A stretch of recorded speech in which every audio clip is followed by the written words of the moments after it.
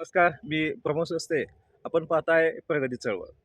फलटण तालुक्यातील ऊस उत्पादक शेतकरी आपण फलटणमध्ये असणारे 4 सहकारी साखर कारखाने त्यांचे प्रश्न याविषयी नेहमीच आपण बोलत असतो. आज मी नाशिक, त्र्यंबकेश्वर, वणी या ठिकाणी प्रवास करत असताना वणी येथील सप्तशृंगी मातेचं दर्शन घेतलं आणि एका शेतकऱ्याच्या बागेमध्ये आम्ही मला त्यांनी या ठिकाणी बसण्यासाठी आणि एक स्वयंपाक करून जेवण करण्यासाठी जागा दिली. मला एक उत्सुकता लागून राहिली, की इकडे द्राक्ष बागायतदार खूप आहेत. बरोबर ना? आणि हे द्राक्ष बागायतदार जे आहेत, त्यांचं नेमकं रोजचं जीवनमान, त्यांचे नेमके हे द्राक्ष उत्पादन करण्याचे वर्षभराची जी प्रक्रिया आहे, त्यातून त्याचे जे प्रश्न आहेत, हे जाणून घ्यायची इच्छा आहे. आपण आता त्यांच्याशीच बोलूया. नमस्कार साहेब. नमस्ते. आपलं नाव सांगाल आमच्या दर्शकांसाठी? हो. जय निवृत्ती जोगाले, राहणार खेडगाव, तालुका दिंडोरी, जिल्हा नाशिक. नाशिक. काय सांगाल या ठिकाणी ही तुमची ऊसाची द्राक्षाची बाग आहे इकडे. हो. हां. ही द्राक्षाची बाग आपण कधी म्हणजे ह्या व्यवसायामध्ये, शेती व्यवसायामध्ये या द्राक्ष उत्पन्नाच्या शेतीमध्ये आपण कधी आलाय? द्राक्ष उत्पादनापासून आम्ही आमच्या पंजोबांपासून द्राक्ष उत्पादन करतो. पिढ्यानपिढ्याचा हो. हा तुमचा इकडे व्यवसाय हो. आहे. द्राक्षाचं पीक या पूर्ण नाशिक तालुक्यामध्ये ह्या हो. पंचक्रोशीमध्ये आम्हाला पाहायला मिळालं. हो. द्राक्षाचे मळे जे आहेत या ठिकाणी सगळीकडे फुललेले असतात. हो. याचं नेमकं काय कारण असू शकतं? कारण की इथं द्राक्ष पीक हे एक नंबर मानलं जातं बरं. नाशिक जिल्हा. नाशिक जिल्ह्यामध्ये द्राक्ष पिकाचं एक नंबर आहे. हवामानाच्या दृष्टिकोनातून काय सांगाल? हवामानाच्या दृष्टिकोनातून आहे ना, पावसाच्या पुढं खूप संघर्ष करावा लागतो. बरं. पावसातून पाऊस चालू असताना बी पावडरचे फवारे चालू ठेवावं लागतात. अच्छा. मला सांगा द्राक्ष उत्पन्न ज्यावेळेस आपण घेतो, द्राक्षाचे हे जे गड दिसतायत हो. तुमच्या पाठीमागे, ही किती महिन्याचा कालावधी किंवा 4.5 महिन्याचा कालावधी राहतो. वर्षामध्ये? वर्षातून एकदाच येतं. हां. तर 8 ऑक्टोबरला कटिंग केली. बरं. हो. अच्छा, कटिंग केलेली आहे हो. बाग. आता 15 मार्चपर्यंत.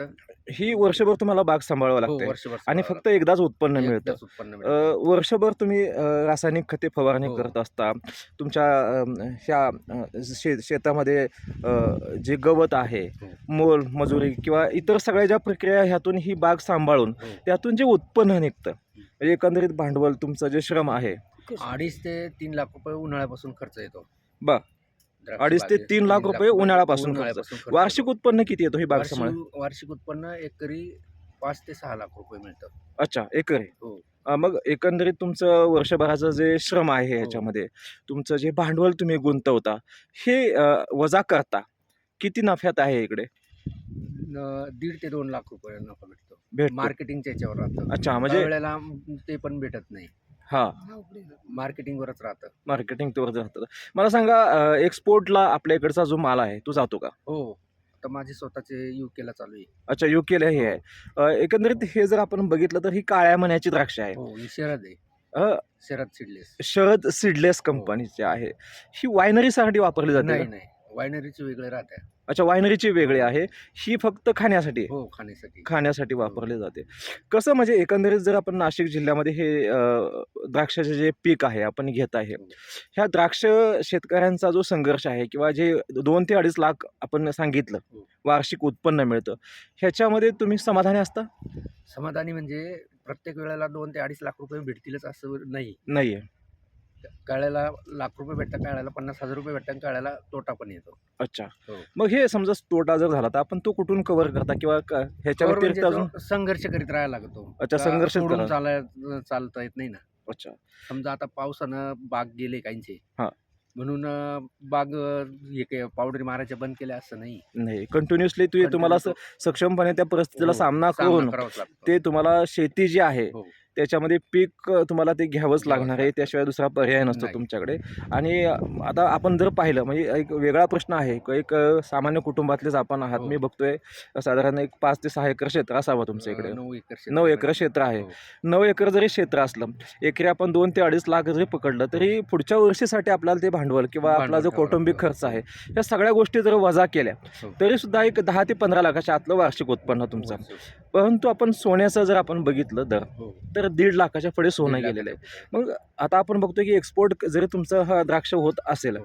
तरी सुद्धा तुम्हाला एवढं अल्प उत्पन्न मिळतंय. हो. 1 ते 2 तोळ्याचा जो खर्च आहे, तेवढा तुमचा वार्षिक एकरी खर्च. एक उत्पन्न येतं ह्याच्यामध्ये. मग राज्य शासनाला अजून ह्याच्यामध्ये तुम्ही काय सांगू इच्छिता का? राज्य शासनाला असं सांगणं आहे का शेतकऱ्यांकरता जे तुम्ही सबसिडी वगैरे हे करताय ना, त्याच्यात अजून भरघोस हे केलं पाहिजे. वाढ केली पाहिजे. वाढ केली पाहिजे. आणि ज्या हे शेतकऱ्यांना सुविधा आहे ना, हां. त्या मिळाल्या पाहिजे. तुम्ही जे फवारणी करता त्याच्यामध्ये काही अनुदान वगैरे तुम्हाला भेटतं? नाही भेटत. अच्छा. मग शासनाने जर अनुदान दिलं तर ह्याच्यामध्ये आणखी काही तुम्हाला ग्रोथ करता येईल? पावडरींचे खूप भाव आहे. तर शासनाला एवढंच सांगणं आहे का जे पावडरींचे जे भाव आहे हां. ते कमी केले पाहिजे. कमी केले पाहिजेत. हो. अच्छा. आता मी स्वतः फलटण तालुक्यातील आहे, सातारा जिल्ह्यातला. आमच्या इकडे ऊस उत्पादक शेतकऱ्यांची संख्या जास्त आहे. ऊसाचा दर आपण जर कंपॅरेटिव्हली द्राक्षाशी कंपॅरेटिव्हली बघितला आपण, तर त्यांनाही एकरी तेवढं उत्पन्न आणि आपण द्राक्षाचं जर बघितलं तरी तेवढं उत्पन्न कंपॅरेटिव्हली द्राक्षाचं जास्त मिळतं, ऊसाचं कमी मिळतं असंही म्हणता येत नाही. परंतु राज्य शासनाचं आणि केंद्र शासनाचं जे कृषी धोरण आहे त्याच्यामध्ये आमूलाग्र बदल व्हावेत ही तुम्ही अपेक्षा व्यक्त केली. आमच्याशी बोललात आपण आणि निश्चितपणे आम्हाला जाणून घ्यायचं होतं की जे द्राक्ष उत्पादक आहेत त्यांच्या समस्या काय आहेत किंवा त्यांचं उत्पन्न कसं आहे आणि एकंदरीत पूर्ण महाराष्ट्रामध्ये आपला जो चॅनल आहे त्याच्या माध्यमातून तुम्ही नेमका संदेश दिलेला आहे त्याबद्दल आभारी आहे तुमचे. धन्यवाद.